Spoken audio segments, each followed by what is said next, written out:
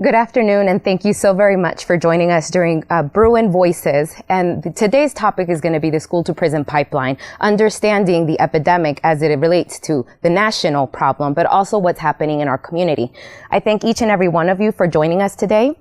Thank you for being willing to take the time this afternoon to have this conversation, especially in October, because we are celebrating Youth Justice Awareness Month. And today, October 21st, is one of the days where the national campaign to bring action against the school pushout is happening. So it's really an exciting time for us to engage in this conversation.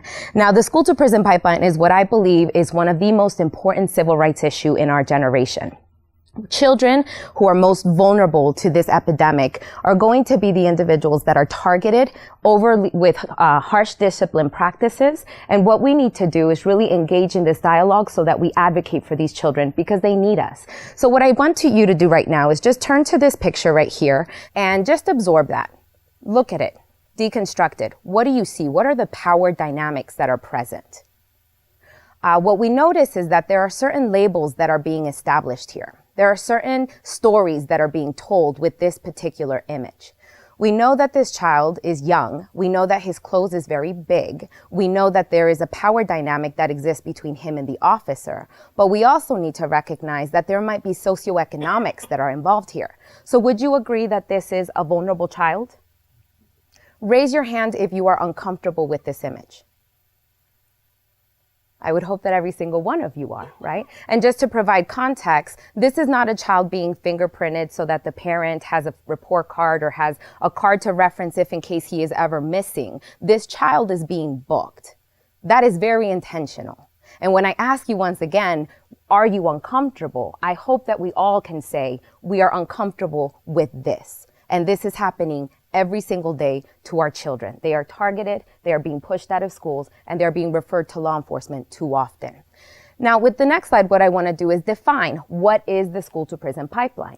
Now, this epidemic is happening across the nation, but also here in our community. This is the practice where policies are defined in a way that children are being pushed out through zero tolerance practices, too many and too often contact with law enforcement, and they're being highlighted based on their vulnerabilities. This next trend is very one-directional. This is a problem where children are being funneled into the system, and it is very easy for them to be introduced to it, but it is very difficult for them to get out. So what that means is that they are introduced to it through underfunded public schools, through several contacts with law enforcement several times in their lifetime. And then what we also see is that these children are being stigmatized. They are being labeled. They are being given the title of delinquent and bad. But how does that child then develop around that idea that they are somehow less than? And then when they're having consistent contact with administrators, when they are always feeling as if somehow they're the ones that are picked on, when other children who do the same behavior are not, what is that narrative constructing in their minds? And how do they relate with the rest of their community? In addition to this, the one-directional approach is that this trend particularly impacts the vulnerable and marginalized, low-income students, children of color, children with disabilities, English language learners, homeless youth, and youth in foster care. Now, tell me, raise your hand, how many of you know a few students who are actually on campus today, right here in this community college, that fall under one of those categories? Every single one of us will have our hands raised.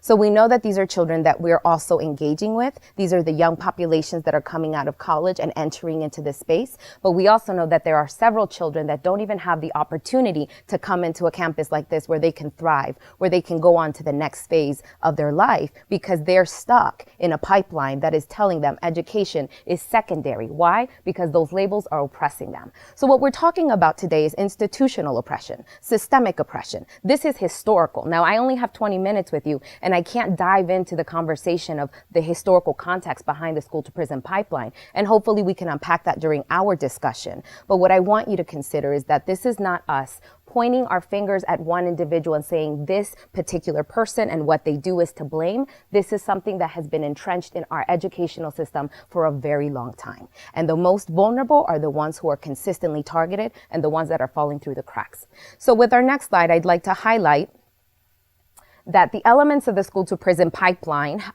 consist of several, but I'm only going to focus on 3 today. The 3 that I believe are the most damaging to our children.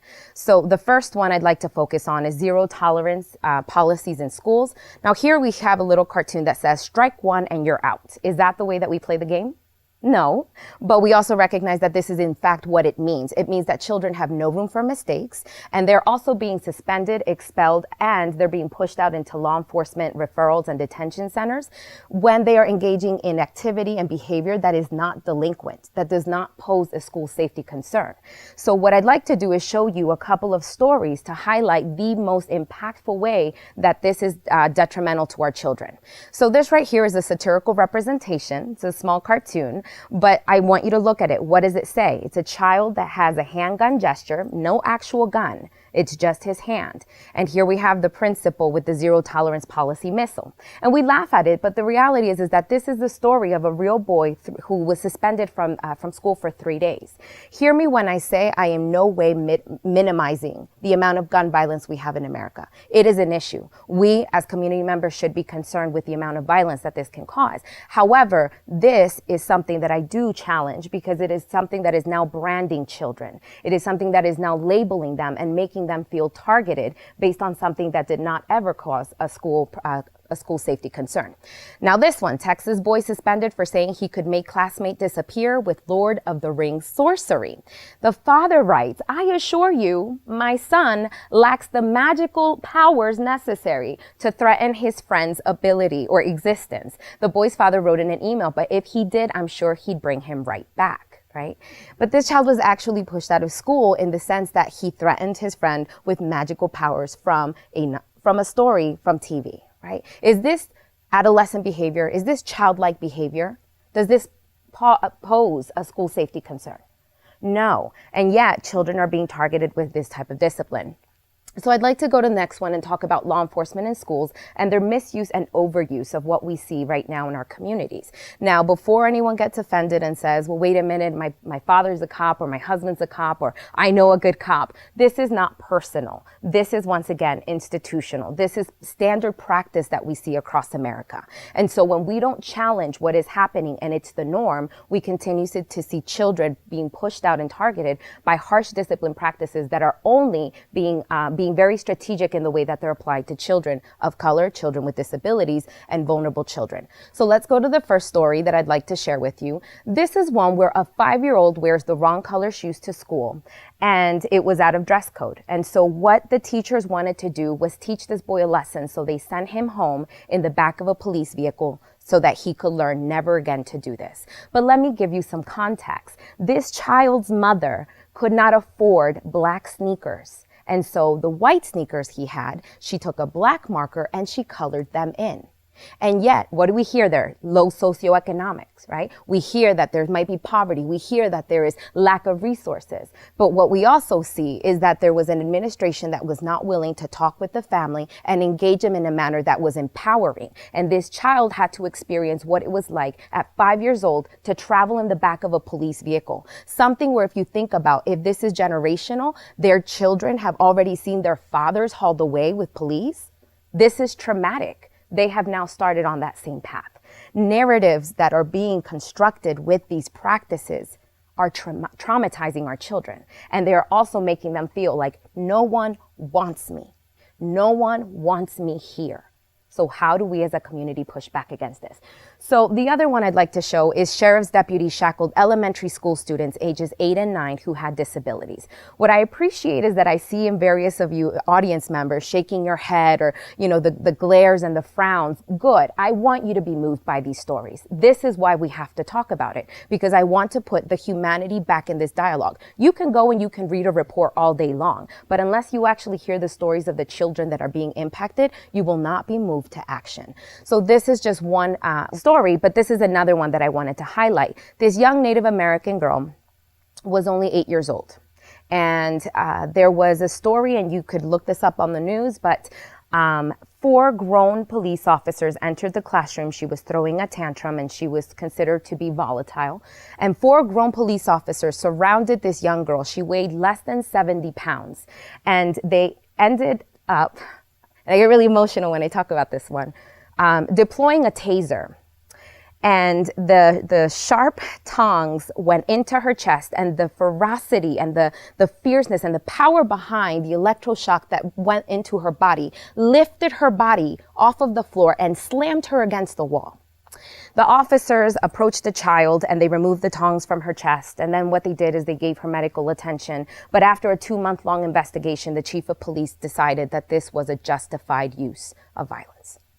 So this is what we are talking about. What is happening and when training is not provided to our officers, because currently they go through post and they do not have the training to work with children with disabilities, children of color, and children for vulnerable and marginalized communities. So they are applying tactics that they use with adult defendants and suspects on our children. Right? We as a community should push back against this, which is again why by the time that we're done, I'm going to recruit you all to be a part of dismantling the pipeline. Now, the other piece that I find the most damaging to our children and really indicative of the institutional and historical oppression that we see is the racial and ethnic disparities of the school to prison pipeline.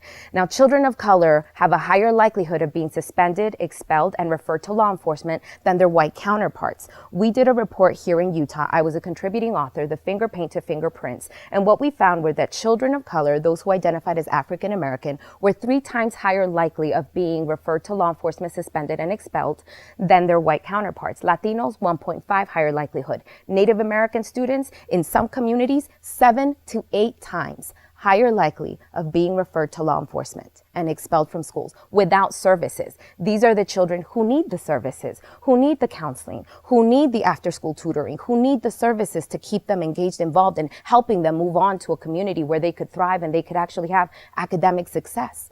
So the other things that I'd like to point out is the consequences. The consequences to children not being able to feel supported by their school environment is some of them will drop out. They will be so disengaged because they will feel targeted by the administration that is meant to support them, by the community that is telling them, believe in your dreams. You can do these things. You can go on to be something bigger and better and maybe be the first to graduate. And what we notice is that children who are suspended once before the 9th grade have a higher likelihood of dropping out. But what's also incredibly important is that dropping out of high school is linked to poverty, is linked to substance abuse, to criminality, to suicide. There are so many different risk factors that are existing for our children when they don't have the support that's necessary for them to thrive. And children who are exposed to the juvenile justice system at a young age and who drop out have an 8 times higher likelihood of going to prison. And that's evidenced by the fact that 70% of those in U.S. prisons today are high school dropouts. We need to rally around our children, right? And so one of the other pieces I'd like to highlight right now, it's the marginalized and invisible community that we have. The school to prison pipeline has really focused on our young men of color, but our young women of color are consistently left out of this conversation. And what I know, because I worked for 10 years with victims of domestic violence, sexual assault, I now do ministry with young girls in detention center, and we go and we engage them about their stories. Many of them have already been victims of sexual violence. They have been exposed to domestic abuse. They have seen their mother beaten by their father. They have had a loved one who was assaulted and violated by someone they cared for who was supposed to protect them. So these children are incredibly vulnerable to adverse childhood experiences. They've already come into the system in some regards broken, and no one is asking the right question. Our young girls right now, the one that I'm working with, her father was murdered. And so she started missing school and she started doing drugs. No one ever asked her why she was so angry. And now she's in detention for low offending, non-violent offenses. And she's such a good girl. She's an incredible young woman. And every time I meet with her, she says, you know, Nubia, I know they don't believe me, but I'm going to graduate high school. And I tell her, yes, you are, right? So we need to make sure that we have a gender specific and also a gender neutral conversation as this conversation is desperately developing, right? So the other piece that I'd really like to highlight is why is this a topic that our entire community should address? Why is this something we should all be a part of? Because it takes all of us. There is a socio-ecological model, the individual, the relationship, the community, society. Each one of us can take a part in this. We can engage in mentorship, or we can talk about changing laws. We can be the educator who's developing special relationships with the children, or we can build community programs. Every single one of us could do something to mitigate and dismantle the pipeline in our community. The call to action that I place before you today is really just to ask you, how do you see yourself as a part of this conversation? Is this something that you want to become involved with? Is this something that you'd like to do something to address? Do you see a need in your own community where children are desperately looking to you to be the voice, to be the leader, to be the person that says, see me because no one else sees me. See me and believe in me because I desperately need someone to see my voice, my narrative, because everyone else is discounting me. So the last slide that I want to show you is really that we talked about this idea of, I see your faces, I see the groans, I see the frowns, and I can see that some of you are upset about this. But it's not enough to be compassionate. You have to act. You have to get involved. And so there is really a powerful slide, the next one, that says change will not come if we wait for some other person or some other time. We are the ones that we've been waiting for. We are the change that we seek. And I turn to you, to each and every single one of you who is present, and I say, I have been waiting for people like you to become involved in this work. You are the ones that we are waiting for. The children who are in detention centers, who have no fathers to give them voice, who have no mothers to advocate for them when they're being pushed out of schools, who have no one to tell them, I believe in you. You have the opportunity to be great, to speak life over them. When they have no one, then I turn to you because you are the ones we've been waiting for. Thank you.